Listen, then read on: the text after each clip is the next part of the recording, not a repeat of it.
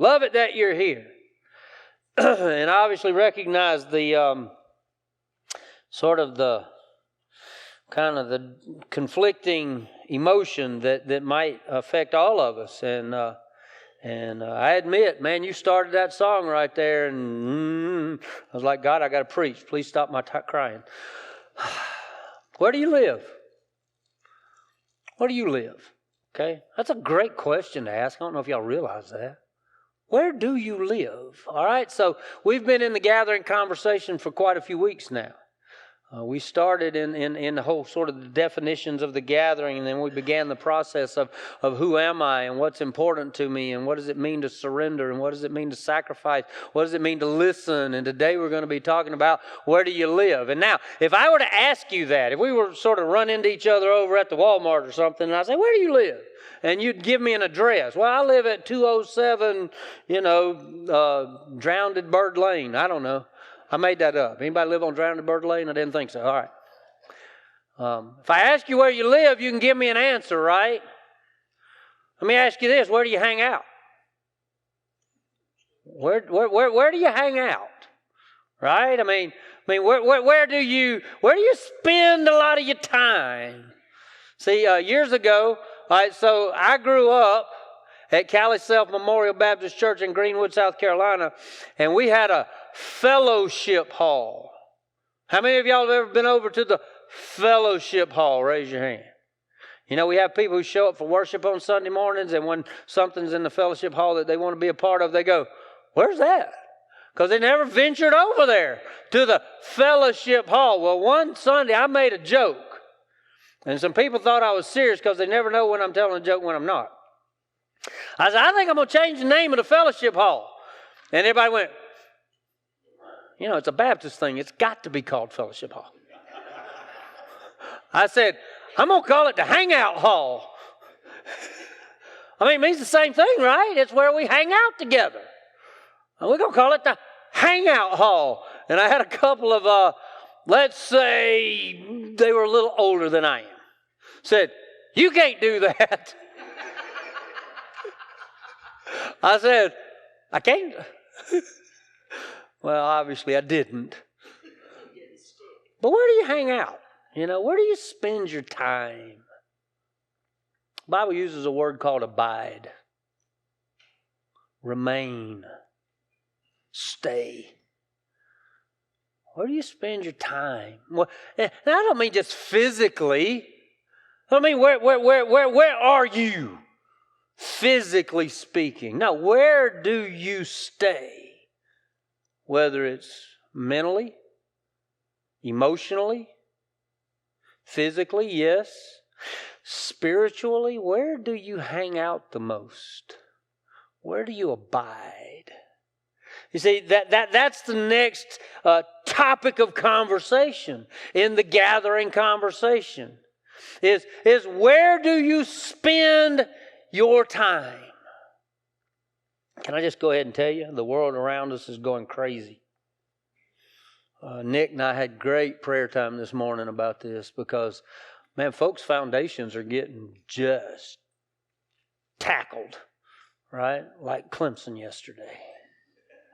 I mentioned it first, so y'all can feel free to go ahead and talk about it. People's lives are getting turned over and upturned. All right? My question is, what do we do with our lives? Where do you hang out? Where do you dwell? Where do you abide?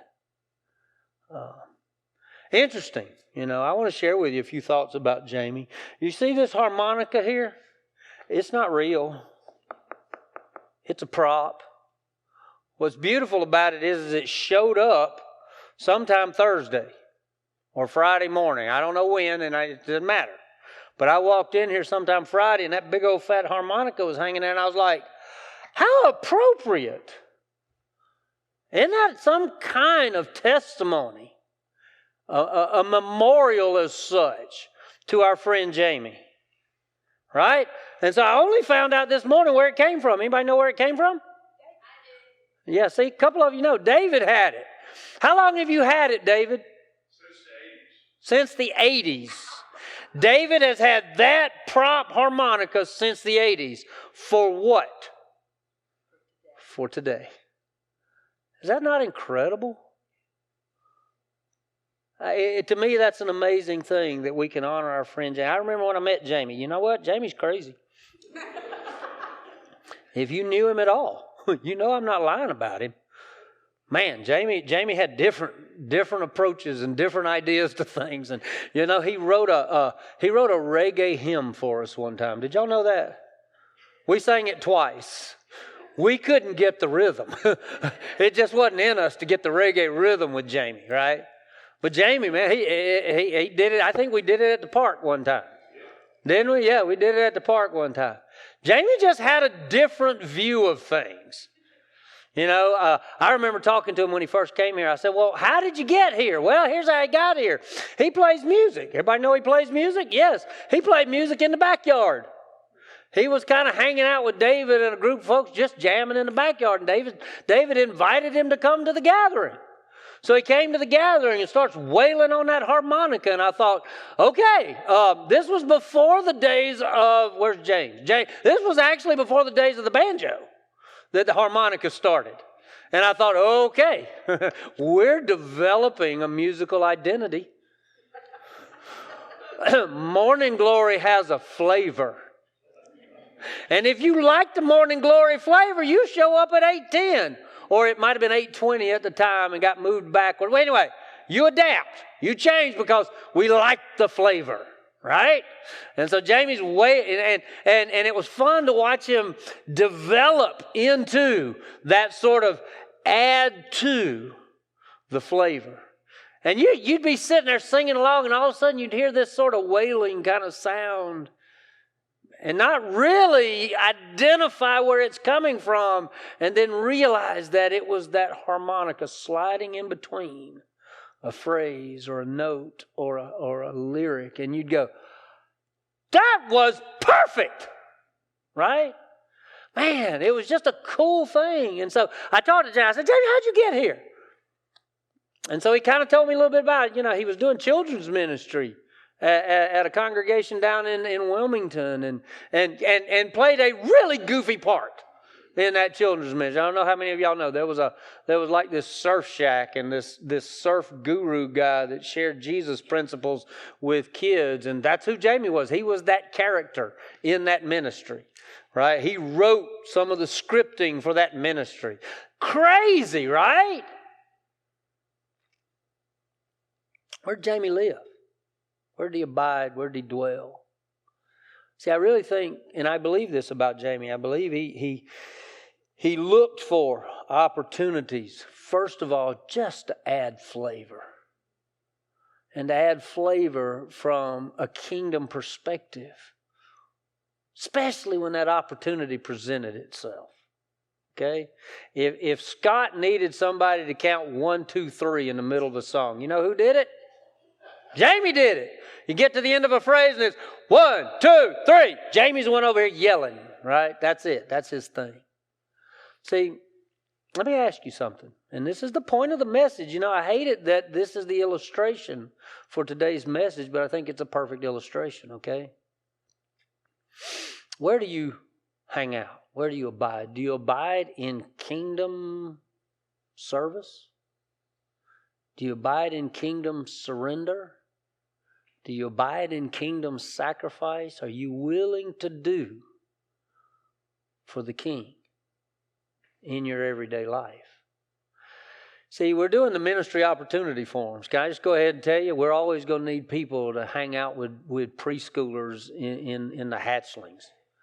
We're always going to need people to hang out with children from 5 to 10 or 11 years old in 3G. We're always going to need that.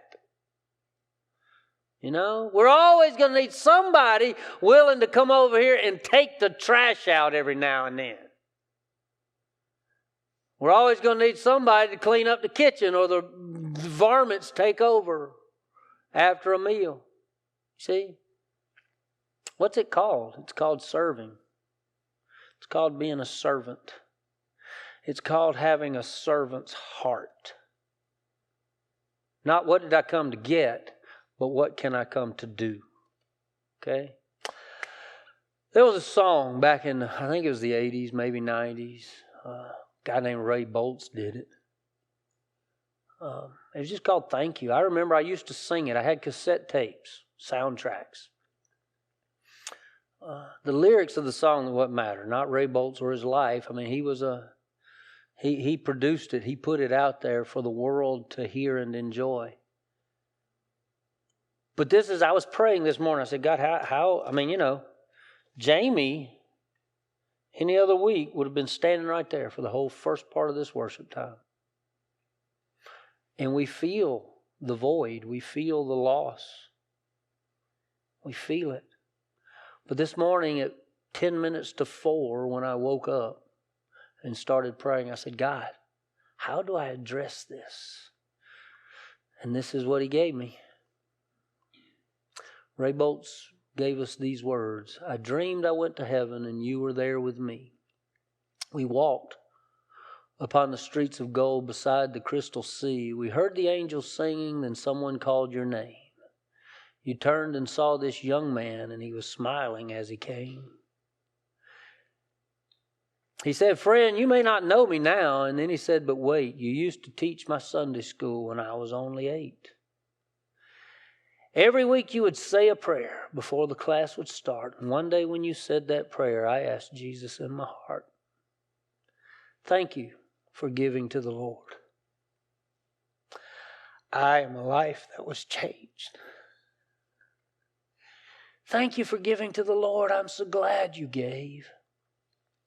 Then another man stood before you and said, remember the time a missionary came to your church and his pictures made you cry? You didn't have much money, but you gave it anyway, and Jesus took the gift you gave, and that's why I'm here today. Thank you for giving to the Lord. I am a life that was changed. Thank you for giving to the Lord. I'm so glad you gave. One by one they came, far as the eyes could see, each life somehow touched by your generosity. Little things that you had done, sacrifices made unnoticed on the earth, in heaven now proclaimed. And I know that up in heaven you're not supposed to cry, and you won't. But I am almost sure there were tears in your eyes as Jesus took your hand and you stood before the Lord. He said, my child, look around you, for great is your reward. Thank you for giving to the Lord. I am a life that was changed. Thank you for giving to the Lord. I am so glad you gave. Where do you hang out? See, we live in a culture, we live in a society that is all about us. And we make it all about us. And we try to draw attention to us. And we try to make ourselves the center of the universe. My struggles, my pains, my wants, my desires. You know, my issues, my conflict, my whatever, my.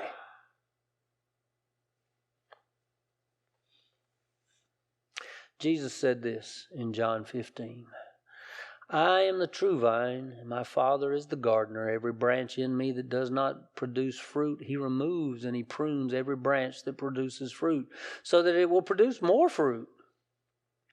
You are already clean because of the word I have spoken to you. Remain in me, and I in you.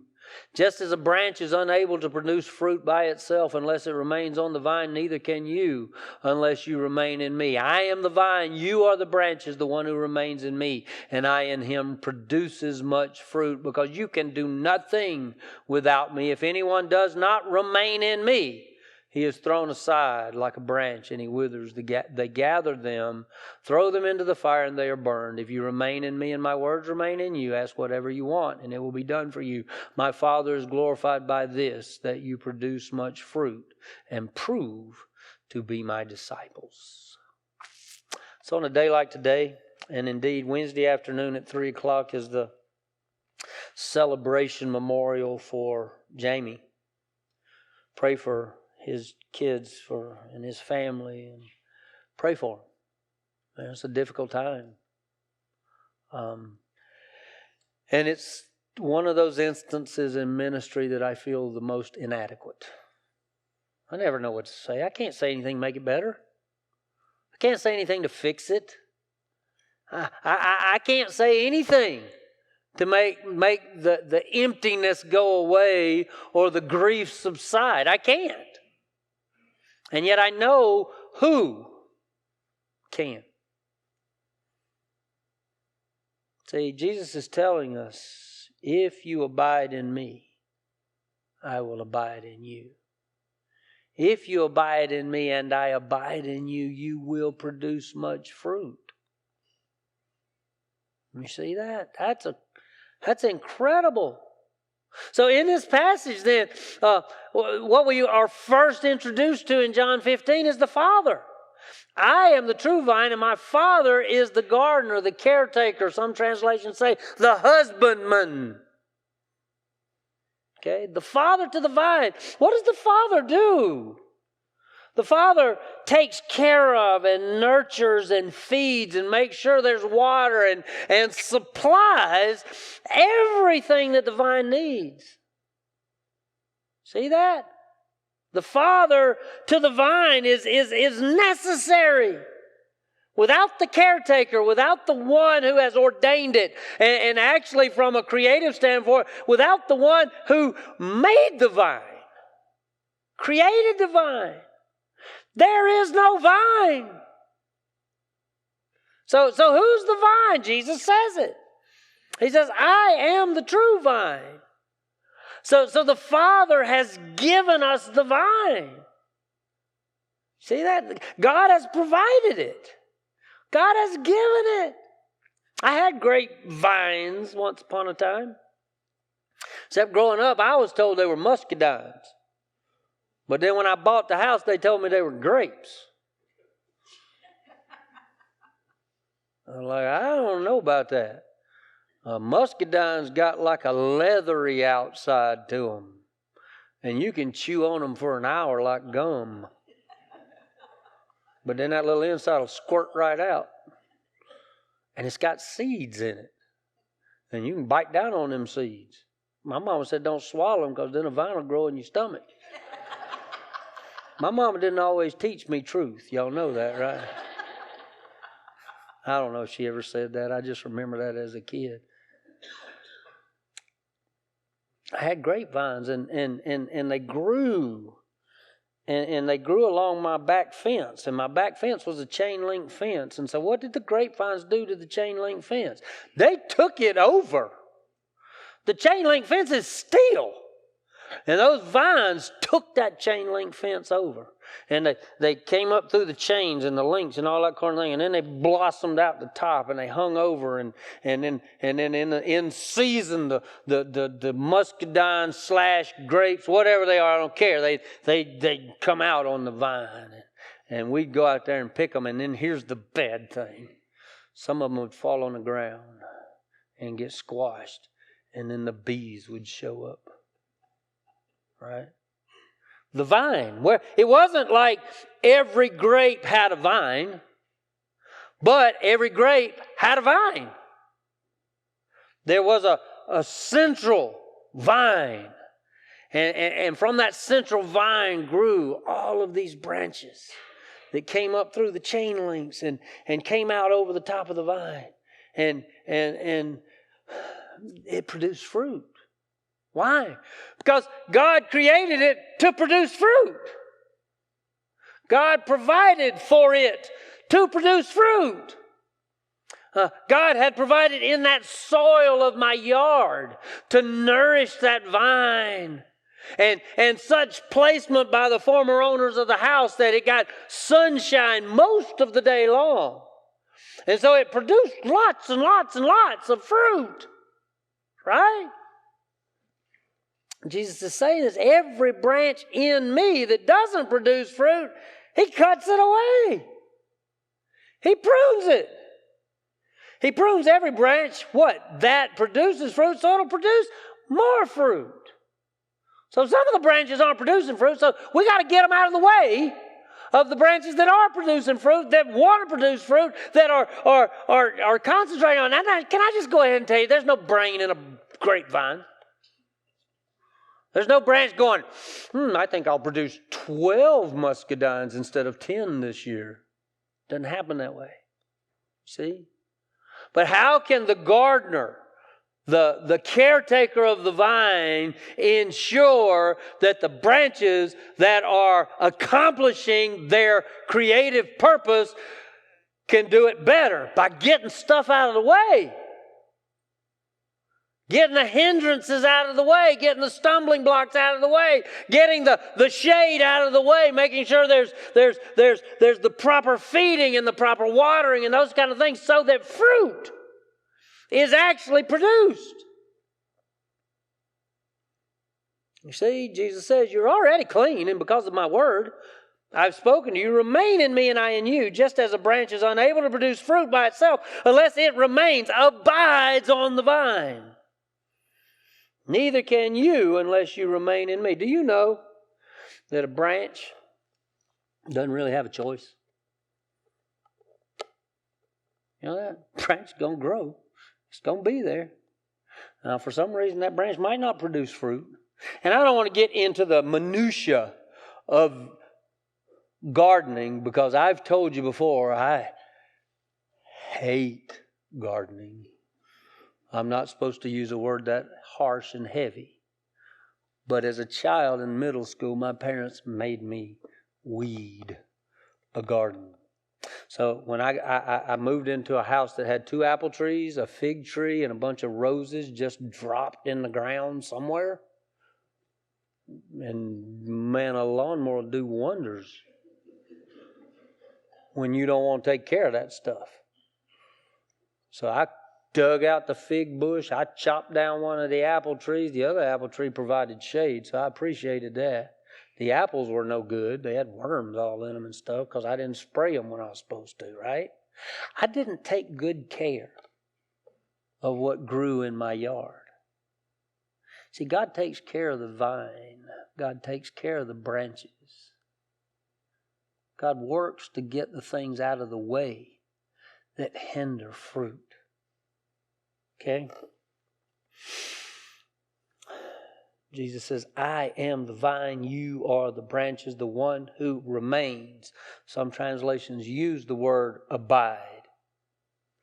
Can I go ahead and just say we're on an island here and say the one who hangs out in me? Which is appropriate for grapes, by the way. Just saying. The one who remains in me and I in him produces much fruit because you can do nothing without me. The Father cares for the vine. The vine supplies the branch, and the branch leads to life. Branch leads to life, y'all. So I'm not going to ask you, about your fruit. Doesn't matter to me. I'm not the gardener. I'm not the caretaker. I'm a branch too. I'm just another branch attached to the vine. And so are you. The challenge and the question for all of us is, do we do all that we can to stay attached to the vine? Or do we make choices that hinder? Do we have attitudes that hinder? Right? Do we engage in actions and activities that hinder the vine providing and producing in us fruit? See that? It's funny. When people read this passage, they all want to know, well, what does that mean? It's going to be cast into the fire. Don't wander too far away from the fact that this is an illustration that Jesus is giving us. If you're a vineyard or a vine grower or you like gardening, you ever pinch off dead leaves? Sure you do. You don't pinch off live ones. I had an aunt. Her name was Aunt Elizabeth. Her husband was Will. We used to go down to their house. They had a farm. I could tell you stories about that farm because he would scatter, broadcast peas in a section of his garden. Not in rows. I mean, he'd broadcast them. Right? And they just grow everywhere. Just all, no strings holding them up, nothing.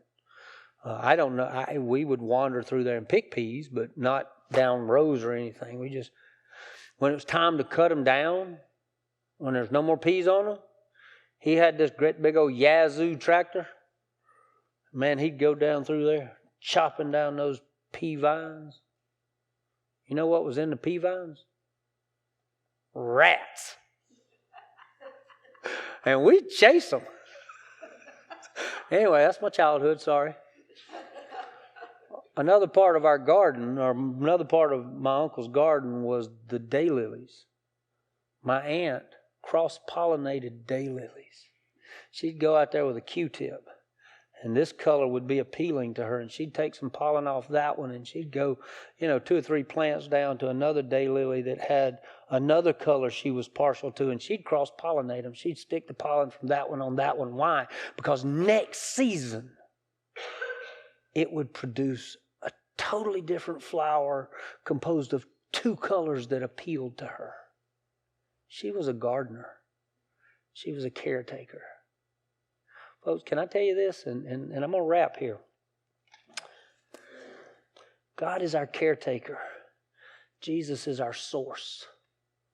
Don't allow the world to disconnect you from the source.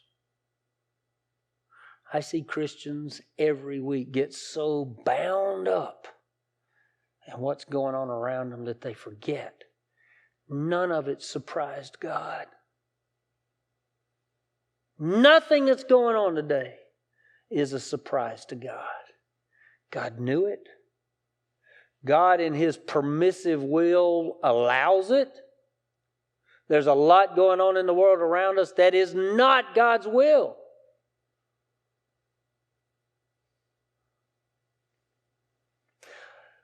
But God's will for you is to be surrendered, to be sacrificed, to be connected to the source of life, which is Jesus. Don't let the world cloud that. Don't let the world become an obstacle to that. Don't let your attention be distracted from who Jesus is. Folks, this morning I'm going to go ahead and tell you, I told Nick this in the office back there. I said, a lot of Sunday mornings I wake up really early and it just processes through my mind I told y'all this last week, everything I got to do today. And I confess, in that moment I'm like, I can't do it. God's answer. Every time I say to God, I can't do it, God says, I didn't ask you to. God's the one doing it. God's the one at work. I am a vessel. You are a vessel. I'm a conduit of what God wants to do. You are a conduit of what God wants to do. Don't take yourself out of a position of being that conduit, that plate, that vessel of God's work. The world will try to distract you. The world will try to get your attention. The world will try to get you off on some tangent, some alternate path, thinking you're doing what's good, thinking you're doing what's right, thinking you're doing some sort of something in the world, and yet we end up leaving behind the purpose of our salvation, which is fruit in the kingdom of God. Don't get distracted. See, you're just an empty plate. You're just conduit. I remember when I started using that word in messages. I didn't know it early on. I mean, I worked construction, but we never used conduit.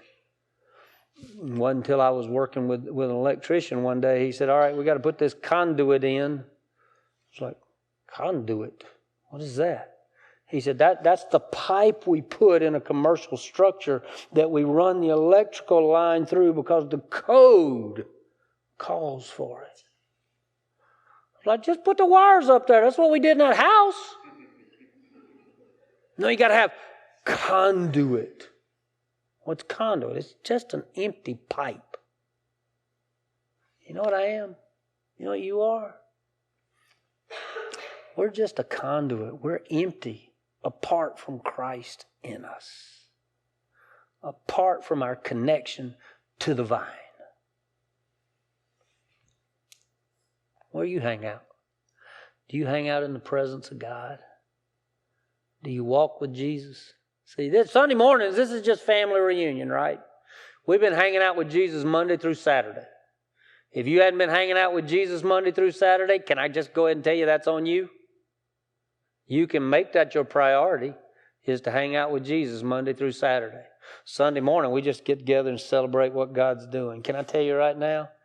Jamie, is, by his own testimony, is in the presence of Jesus right now. And if you went to him and said, Jamie, we really need your harmonica. Your family really needs you. Come back. You know what? He wouldn't. Because he's seen Jesus face to face. And that is the fulfillment of God's promises. Okay? Don't get distracted. Don't get bound up in what I want. And by that I mean what you want. Don't get selfish. Because Jesus said, and I shared this a few weeks ago, if anyone would follow after me, he must take up his cross daily and follow me. Stay connected. Hang out with Jesus every day, all day. Make it about him. Exalt him. Okay? Pray with me. God, thank you for today and all that you're accomplishing. God, we would be grief-stricken. We would be immobile. We would be stuck if we dwelled in our grief. If we dwelled in our loss. God, we'd be distracted if we let the world have its way in our hearts and minds. We'd get sidetracked into issues and junk that's important in the world. When God, you've given us a priority. God, we want to love you. We want to love you most. We want to love you best. Because God, you've loved us first. And you've loved us most and best. God, we need to love each other.